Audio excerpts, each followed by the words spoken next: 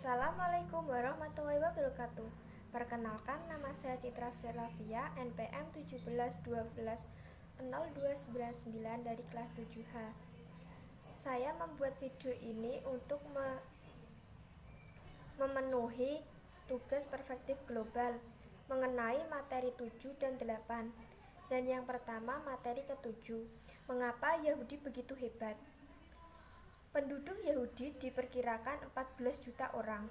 Mereka tersebar di Amerika sebesar 7 juta orang, Asia 5 juta orang, Eropa 5 juta orang, dan 100.000 di Afrika.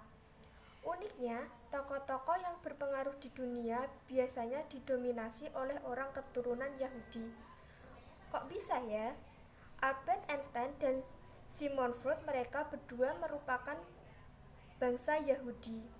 Begitu pula dengan Karl Marx, Paul Samuelson, dan Walter Velleman. Dalam dunia medis, James Rubin, si penemu jarum vaksin. Lalu John Salk, orang yang mengembangkan vaksin polio pertama. Ada juga Alain Sabin yang mengembangkan vaksin polio hidup yang ditingkatkan. Ada pula seperti merek Levi's, Polo, Baskin Robbins, dan King Donut, dan Starbucks. Brand ini dibangun oleh pengusaha Yahudi. Dan Google yang setiap hari kita gunakan diciptakan oleh dua Yahudi, Sergey Brin dan Larry Page. Di luar negeri, Yahudi dapat memimpin. Contohnya, mantan Presiden Portugal, Jorge Sampaio, dia menjabat sebagai pemimpin negara sejak tahun 1966 sampai 2006. Selain dia, banyak juga Yahudi yang terjun di dunia politik dan menjabat jabatan tinggi. Dalam Olimpiade, Max Speed mencatat rekor dengan memenangkan 7 medali emas, sementara Lenny Rezober dapat meraih medali emas sebanyak 3 kali.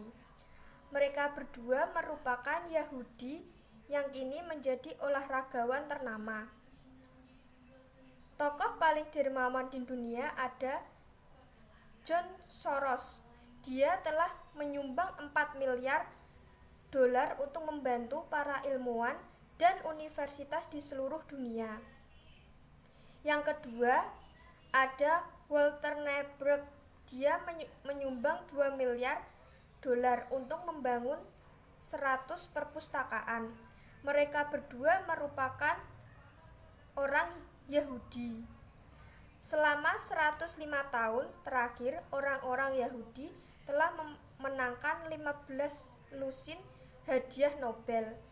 Tercatat ada sebanyak 1.194 orang Yahudi yang mendapatkan penghargaan Nobel.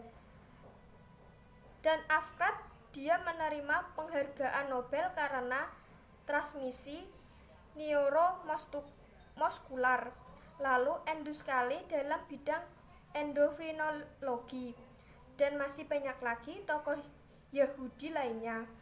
Sebenci apapun kita terhadap Yahudi, tidak dapat dipungkiri kalau dari lahir sampai mati kita memakai karya ciptaan Yahudi. Untuk yang selanjutnya mengenai materi ke-8, teori moneter modern tentang ide mencetak uang sebanyak-banyaknya untuk mengatasi krisis ekonomi di tengah pandemi menimbulkan perdebatan panas. Mosler menjadi ekonomi yang melakukan paling banyak riset dan diskusi untuk mengembangkan MMT. Ia sempat menjadi penasihat ekonomi untuk Bernie Sanders yang sempat mencalonkan diri sebagai kandidat capres Partai Demokrat. Dia berdebat keras dengan peraih Nobel Ekonomi Paul Krugman yang menentang habis ide MMT. Juga Profesor Bill Mitchell yang telah menerbitkan buku teks makroekonomi pada MMT. Dasar teori moneter modern. Dengan sistem uang fiat saat ini, MMT berasumsi pemerintah bisa mencetak uang sebanyak yang mereka butuhkan untuk mendorong ekonomi tumbuh. Sektor UMKM berkembang, beban utang terdistorsi, dan penyediaan pekerjaan terpenuhi. Sistem uang fiat memungkinkan pemerintah mengontrol mata uang mereka sendiri. Menurut Kelton, pemerintah bisa menghabiskan uang yang dicetaknya dengan bebas. Pasalnya, pemerintah selalu dapat mencetak lebih banyak uang untuk melunasi utang dalam mata uang mereka sendiri.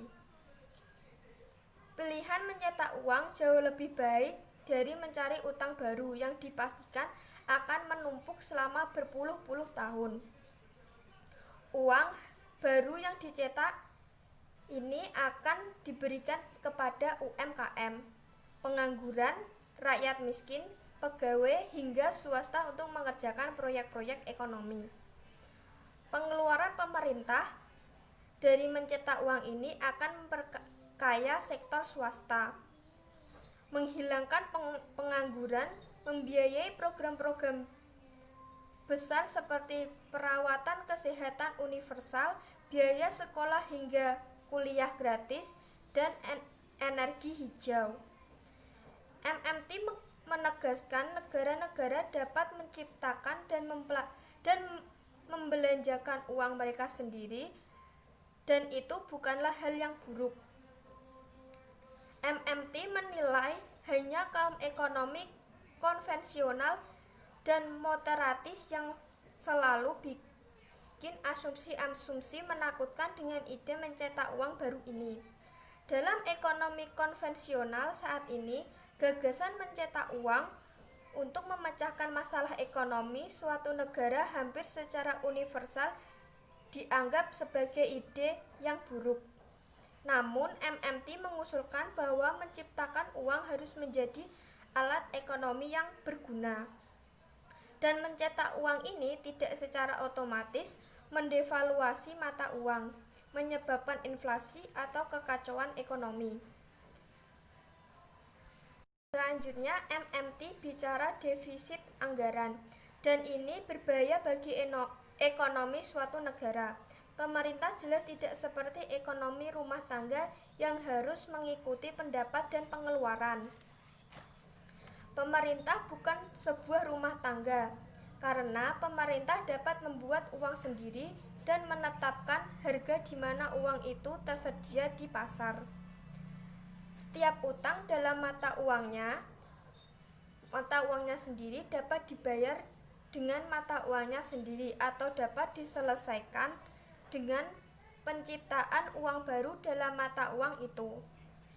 Pemerintah menciptakan dan membelanjakan uang, tetapi mereka tidak mengenakan pajak kembali 100% dari uang tunai itu.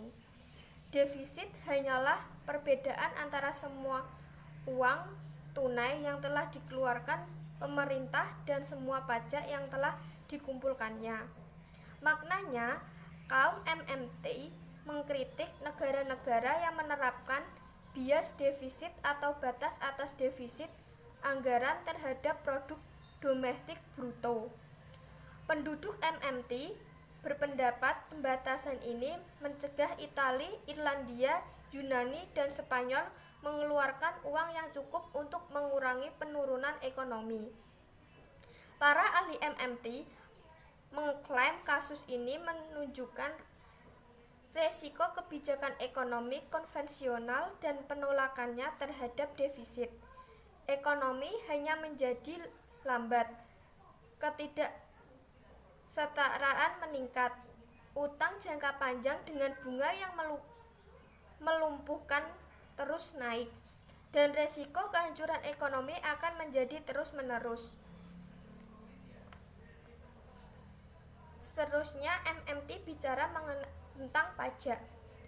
Jika ada terlalu banyak uang dalam perekonomian, pemerintah harus mengenakan pajak sebagian sehingga mengeluarkannya dari peredaran. Gagasan menaikkan pajak sebagai ukuran defisit ukuran deflasi mungkin merupakan salah satu aspek yang paling kontroversial dari MMT. Para pengkritik sangat skeptis daripada pemerintah manapun yang berani menaikkan pajak selama periode inflasi. Setiap uang tambahan yang dihabiskan harus dibiayai dengan meminjam. MMT menyatakan pemerintah harus menciptakan uang terlebih dahulu untuk membelanjakannya, dan setelah beredar dapat dikenai pajak kembali. Di Indonesia, ide mencetak uang baru ala MMT ini juga sudah disuarakan. Badan Anggaran DPR bahkan memberikan rekomendasi kepada pemerintah untuk mencetak uang baru hingga 600 triliun untuk mengatasi masalah ekonomi produktif. Beberapa tokoh, baik mantan menteri hingga anggota DPR pun sudah menyuarakan arti penting pencetakan uang baru. Malah mantan Mendag Gita Wirjawan mengusulkan pencetakan uang hingga 4.000 triliun.